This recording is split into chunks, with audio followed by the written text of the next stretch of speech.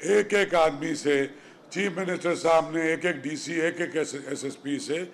Directly पूछा कि तुम पे कोई पॉलिटिकल प्रेशर है, किसी कैंडिडेट की तरफ से कुछ आ रहा है, और उनको तीनों जगह पे पूरे सिंध के तमाम आरओस को, डीआरओस को, कमिश्नर्स को, एसएसपीज को और रेंज ऑफिसर्स को और तमाम को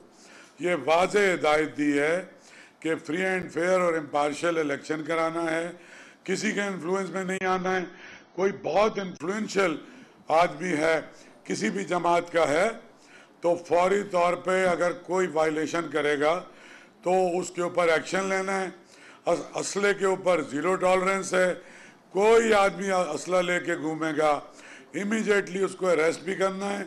एफआईआर भी काटनी है और असला भी उसका कॉन्फिस्केट करना है। उसके अलावा उन्होंने डिटेल में ये भी ब्रीफिंग ली कि कुछ ऐसे पोलिंग स्टेशन हैं जहां सरकारी इमारतें मौजूद नहीं हैं और कच्चे के आसपास के जो इलाके हैं और वहां पर टेम्परेरी पोलिंग स्टेशन बनाए जा रहे हैं, तो वहां पे सिक्योरिटी का क्या होगा, फिर वोटों की सिक्योरिटी का क्या होगा। डिस्ट्रिक्ट हेडक्वार्टर्स में पहुंच चुके हैं सारे बैलेट पेपर्स और कल सुबह 11 बजे से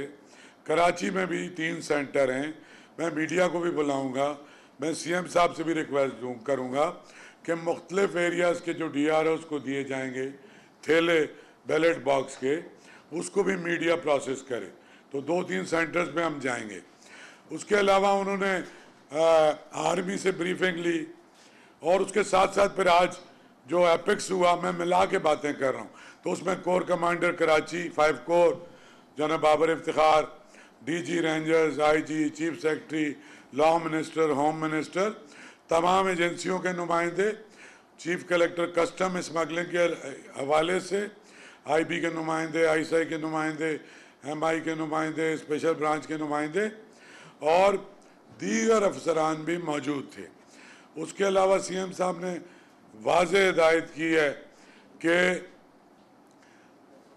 जो रैपिड रिस्पांस फोर्स है, फिर उनका कम्युनिकेशन का सिस्टम बनाया गया है। हर डिवीज़न के हेडक्वार्टर में और डिस्ट्रिक्ट के हेडक्वार्टर में ऑपरेशन रूम बनेगा और वहाँ पे बहुत सारी रॉन्ग इन्फॉर्मेशन भी जैसे आती हैं, तो वहाँ पे एक ज़िम्मेदार अफसर होगा और एक इन्फॉर्मेशन का जो डिविजनल हेडक्वार्टर है वहाँ पे खुद मौजूद होगा,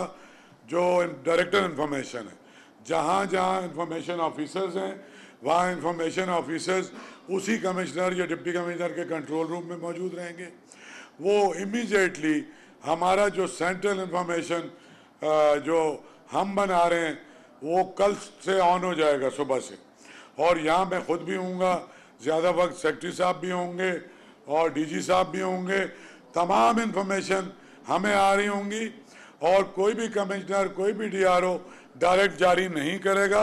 वो हमारा लेज़ॉन होगा पूरी सिंध की इंतज़ामिया से, और यहीं से आपको तमाम अथेंटिक खबरें एक्चुअल मिलेंगी यहीं से। और उसके अलावा उन्होंने कहा कि टॉयलेट नहीं है जहाँ कच्चे के करीब भी आप पोलिंग स्टेशन बना रहे हैं। फिर जो ऑक्सिलरी स्टाफ में मेडिकल की खवातीन, नर्सेज, पैरामेडिक रखी हैं, उनका काम असला चलाना नहीं है, उनका काम लाइनें लगाना, अंदर वोट कैसे डालना है। बहुत बड़ी तादाद में कोई वो भी हैं हमारे पास, और एंटी इंक्रोचमेंट फोर्स भी है, उनकी ट्रेनिंग मुकम्मल हो गई है। आज कोर कमांडर साहब ने बताया कि आर्मी की टोटल डिप्लॉयमेंट कल कंप्लीट हो चुकी है और वो 10 से 15 मिनट में as a rapid response force जो है हर जगह पे पहुंच जाएगी